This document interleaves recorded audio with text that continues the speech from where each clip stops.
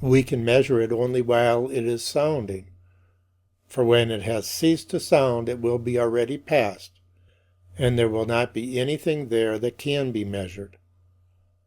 Let us measure it exactly, and let us say how much it is. But while it is sounding, it cannot be measured except from the instant when it began to sound down to the final moment when it left off. For we measure the time interval itself from some beginning point to some end. This is why a voice that has not yet ended cannot be measured, so that one could say how long or how briefly it will continue. Nor can it be said to be equal to another voice, or single, or double in comparison to it, or anything like this. But when it is ended, it is no longer. How therefore may it be measured? And yet we measure times, not those which are not yet, nor those which no longer are, nor those which are stretched out by some delay, nor those which have no limit.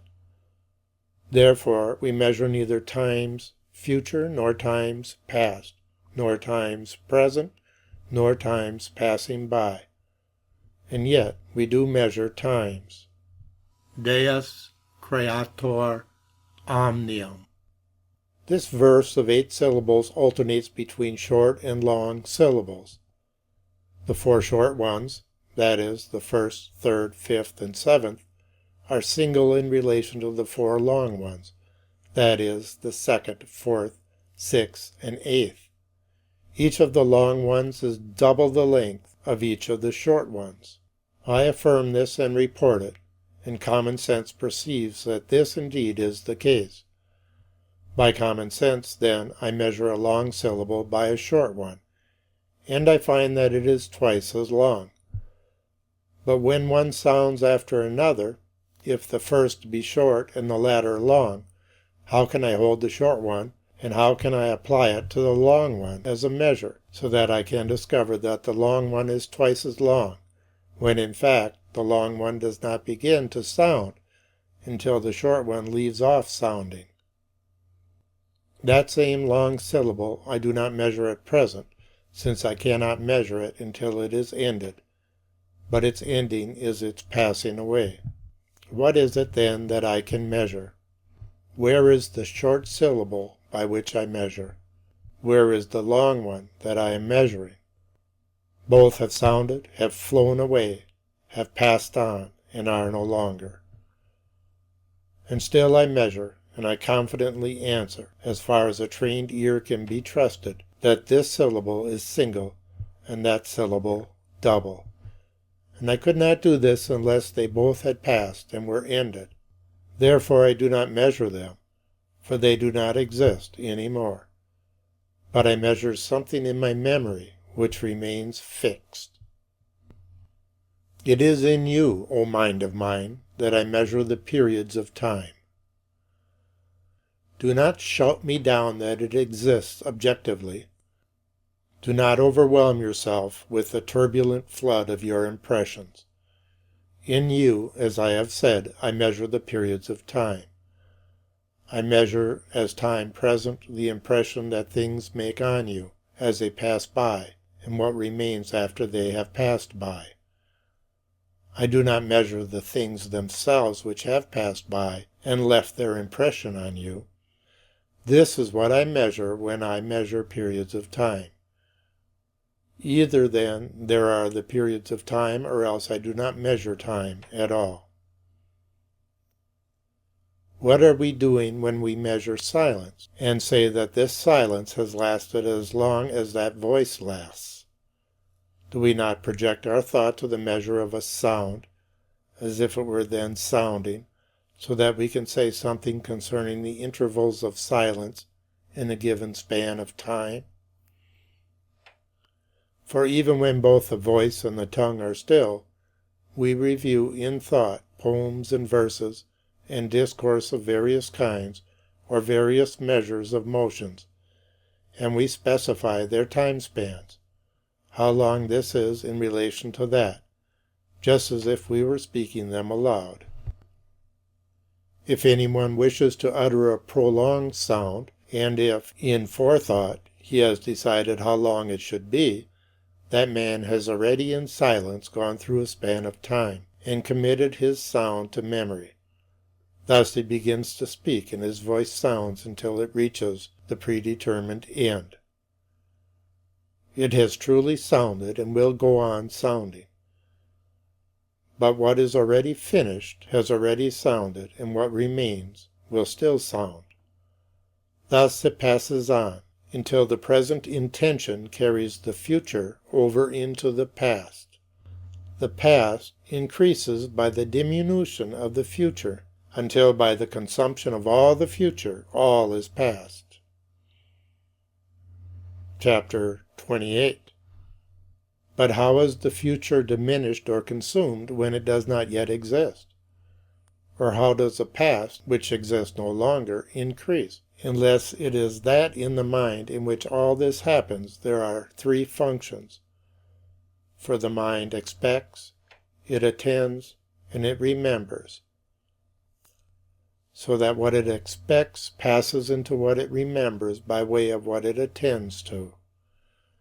Who denies that future things do not exist as yet? But still there is already in the mind the expectation of things still future.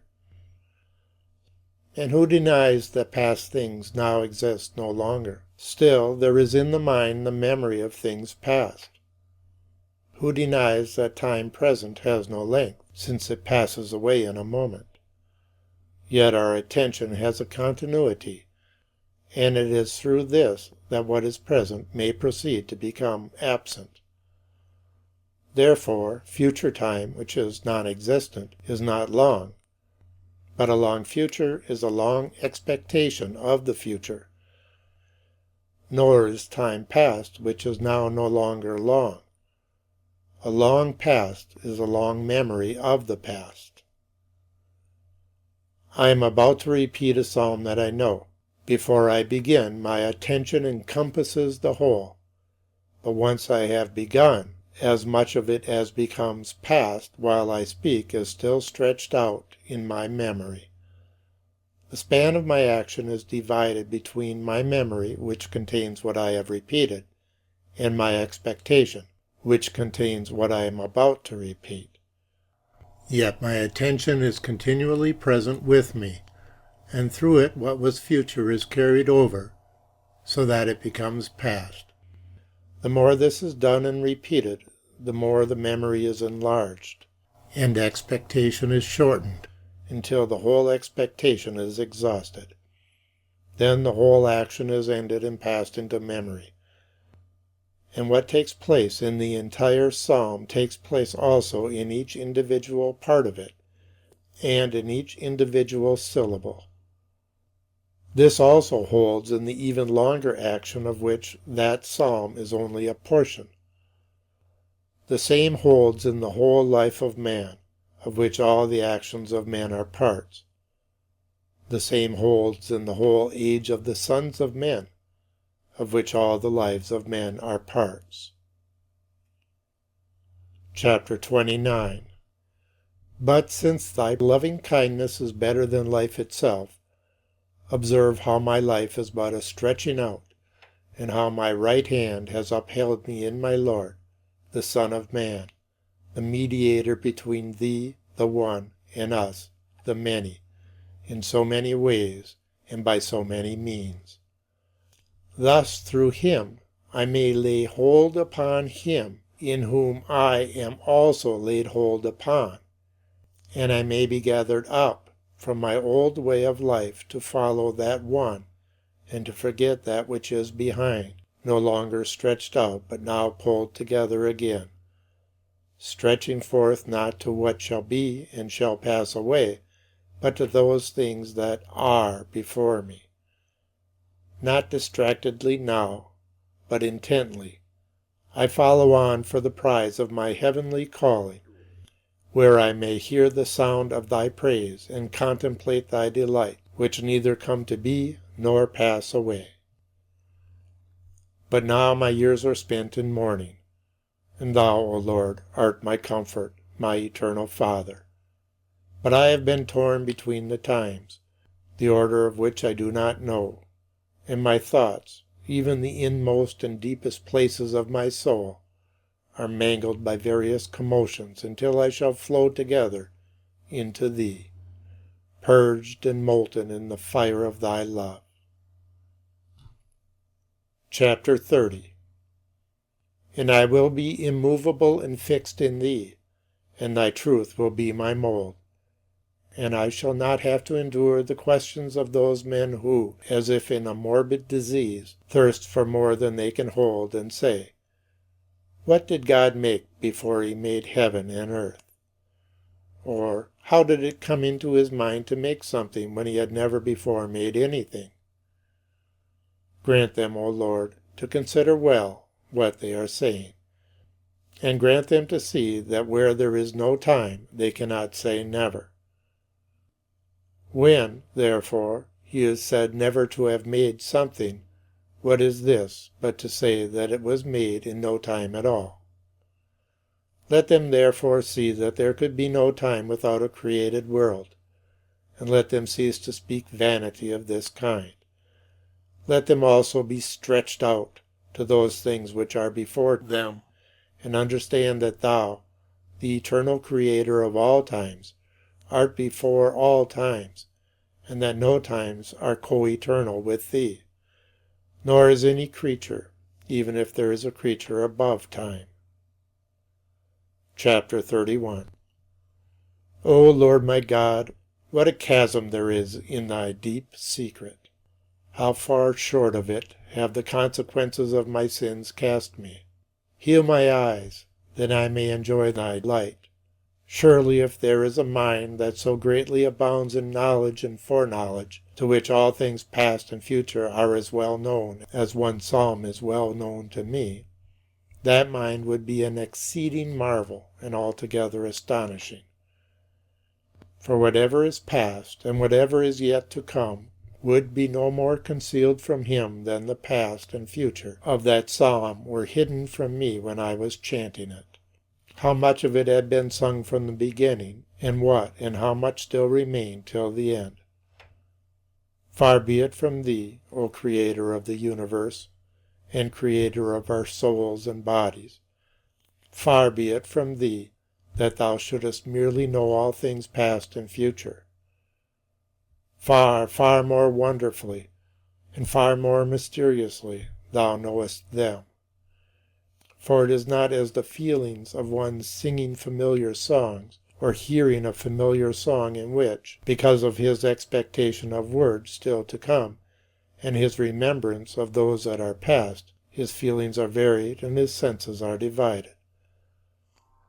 This is not the way that anything happens to Thee, who art unchangeably eternal, that is, the truly eternal Creator of minds.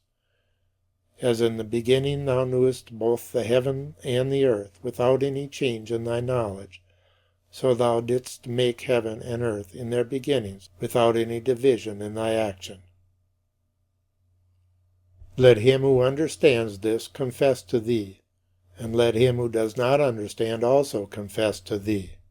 O exalted as Thou art, still the humble in heart are Thy dwelling place. For Thou liftest them who are cast down, and they fall not for whom Thou art the Most High. End of Book 11, chapters 22 through 31. Recorded by Craig Campbell in Appleton, Wisconsin in 2009.